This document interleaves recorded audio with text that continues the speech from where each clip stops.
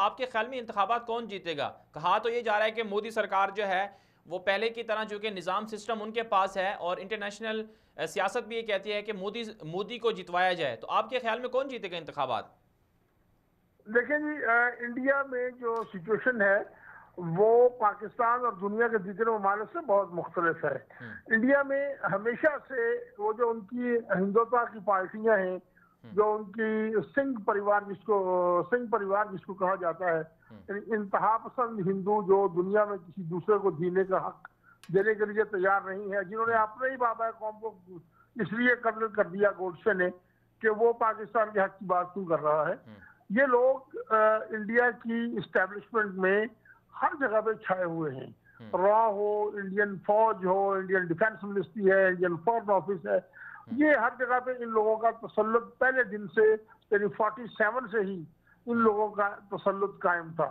कांग्रेस आए या दीगर दूसरी पार्टियां हैं, उनके साथ इनका जो कोऑर्डिनेशन नहीं बन रहा था। जी। बीजेपी उनका असल मैच है। बीजेपी हम्म। उनकी क्योंकि अपनी जमात है, तो जब से बीजेपी आई है, जी। स्पेशली मोदी के आने के बाद, इन्होंने बेतहाशा इन्वेस्टमेंट करने के बाद उन इदारों में बुरी तरह से जी। हिंदू इंतहा पसंदों का तसल्लुत जो पहले से मौजूद था उसको बढ़ाया है। जी। पिछले साल मैंने वो खबर, हमने उस पर काम भी किया था जी। कि इनकी जो इंटेलिजेंस एजेंसी है रॉ, जी। उसके 50% ऑफिसर्स को इसलिए निकाल दिया गया था कि वो इंतहा पसंद हिंदू मकासद के साथ मुत्तफिक नहीं थे, और बिल्कुल। उनकी जगह पे उसी तरह के जो जहनीत के लोग थे उनको डाला गया है। इसी तरह इनका एक इदारा सीबीआई है, यानी हर इदारे के साथ और इन्होंने यही सैफुल्ला एक्शन साहब, किया।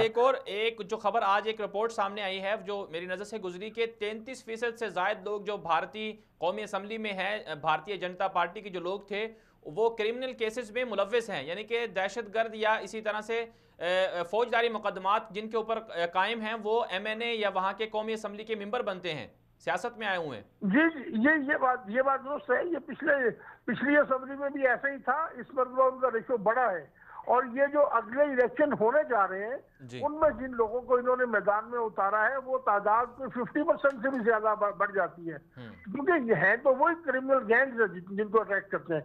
तो इन्होंने मीडिया में भी खर्च किया हुआ है। पिछले साल जुलाई में ऐसी रिपोर्ट्स आई थी, इंडिया के किसी अखबार ने उनको लीक किया था कि इन्होंने इंडियन मीडिया में पैसा तकसीम किया हुआ है ताकि वो मोदी की गवर्नमेंट की हमायत में जाएं और एंटी पाकिस्तान एक वॉर हिस्टेरिया क्रिएट करें। जी। तो ये सारी सिचुएशन है वहाँ। जिस तरह से बांग्लादेश में एक सिचुएशन है कि बिल्कुल। इस वक्त तसल्लुत है एक हुकूमत का, और उसके खिलाफ वोट दे भी दे तो वो यानी पर्ची आप उसके खिलाफ डालेंगे निकलेगी उसकी फेवर में, इतनी चले। जबरदस्त दाबली का सिस्टम है। इसी तरह इंडिया में भी वही सिस्टम है।